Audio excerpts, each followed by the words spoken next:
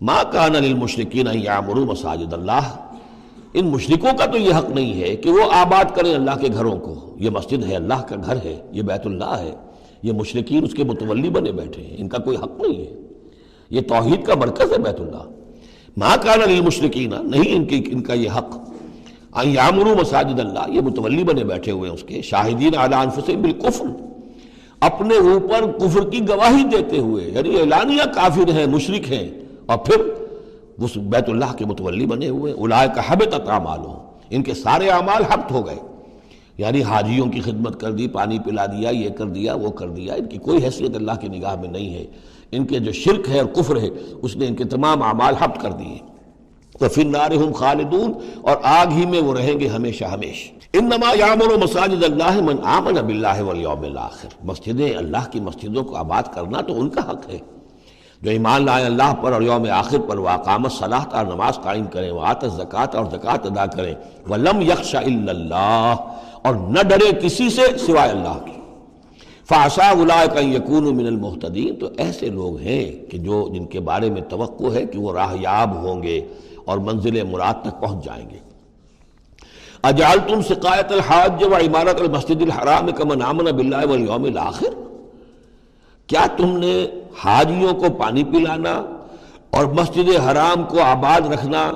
اس کو برابر کر دیا ہے اس کے کہ جو شخص ایمان لایا اللہ پر اور یوم آخر پر، وجاہد فی سبیل اللہ، اللہ کی راہ میں جہاد کرے. یہ مشرکین مکہ، مشرکین قریش جو کرتے ہیں، ان کا یہی کریڈٹ ان کا کیا ہے کہ جو ہے بیت اللہ کو آباد رکھا ہوا ہے، حاجی آ رہے ہیں تو ان کی خدمت کر رہے ہیں، انہیں دودھ پانی پلا رہے ہیں، تو بس یہ تو کیا یہ چیزیں برابر ہو گئی ان کے کہ جو ایمان لائے اللہ پر اور یوم آخر پر اور جنہوں نے جہاد کیا اللہ کی راہ میں؟ لا یستوون عند اللہ، یہ دونوں برابر نہیں اللہ کے نزدیک. واللہ لا یہدی القوم الظالمین، اور اللہ ایسے ظالموں کو ہدایت نہیں دیتا.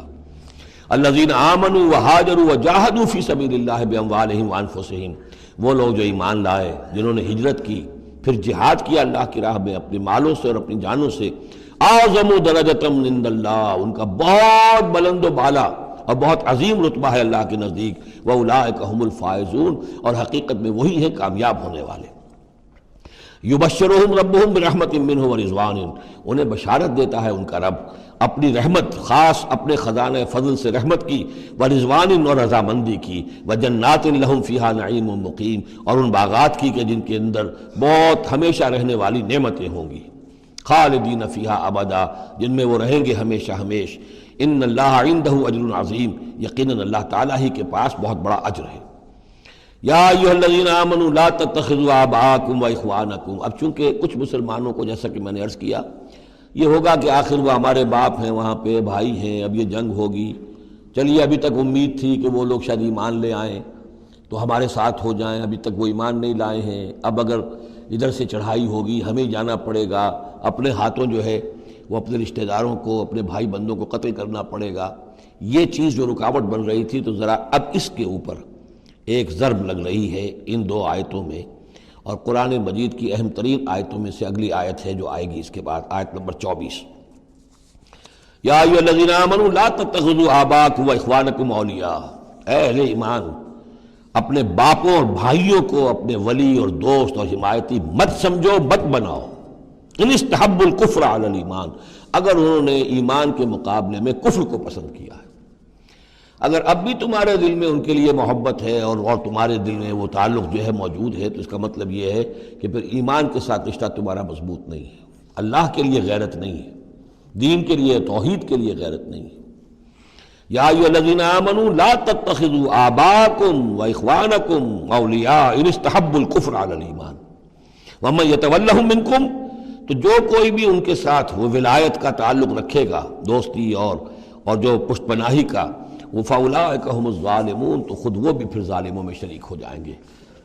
اب وہ آیت آ رہی ہے، خاصی طویل آیت ہے اور یہ بہت ہی اہم آیت ہے. قل، اے نبی ان سے کہہ دیجئے، ان کان آباؤکم وابناؤکم واخوانکم وازواجکم وعشیرتکم واموال اقترفتموها وتجارۃ تخشون کسادها ومساکن ترضونها احب الیکم من اللہ ورسولہ وجہاد فی سبیلہ فتربصوا حتی یاتی اللہ بامرہ واللہ لا یہدی القوم الفاسقین. اے نبی ان سے کہہ دیجئے اگر ہو تمہیں تمہارے باپ اور تمہارے بیٹے اور تمہارے بھائی اور تمہاری بیویاں یا بیویوں کے لیے شوہر اور تمہاری برادری رشتہ دار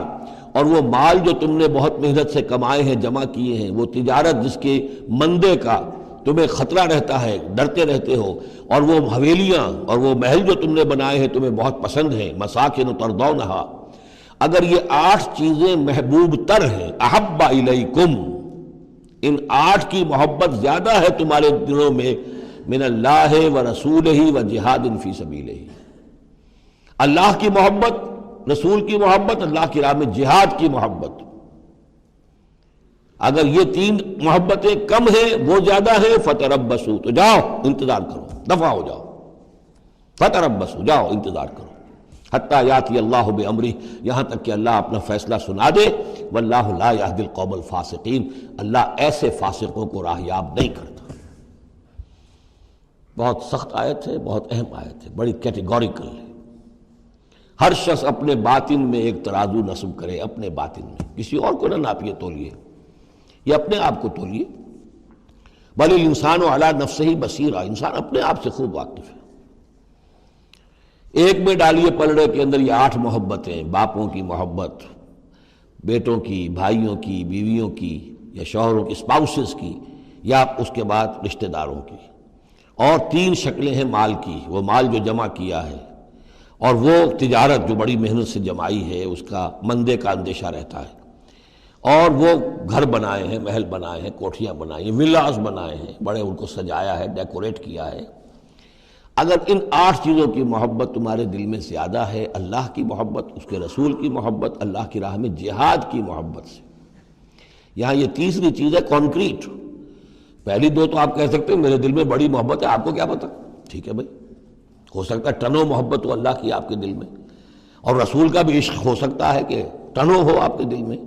لیکن تیسری محبت تو نظر آ جائے گی، اللہ کی راہ میں جہاد کی محبت کتنی ہے۔ اگر یہ 3 محبتیں ہلکی ہیں، وہ پڑنا بھاری ہے، فتربصوا حتی یاتی اللہ بامرہ، تو جاؤ انتظار کرو یہاں تک کہ اللہ اپنا فیصلہ سنا دے، اور اللہ ایسے فاسقوں کو، ایسے ناہنجاروں کو، ایسے سرکشوں کو اللہ تعالیٰ ہدایت نہیں دیتا۔ یہ سیلف اسیسمنٹ سکیم ہے، ہر شخص خود اپنا جائزہ لے، کہاں کھڑا ہے،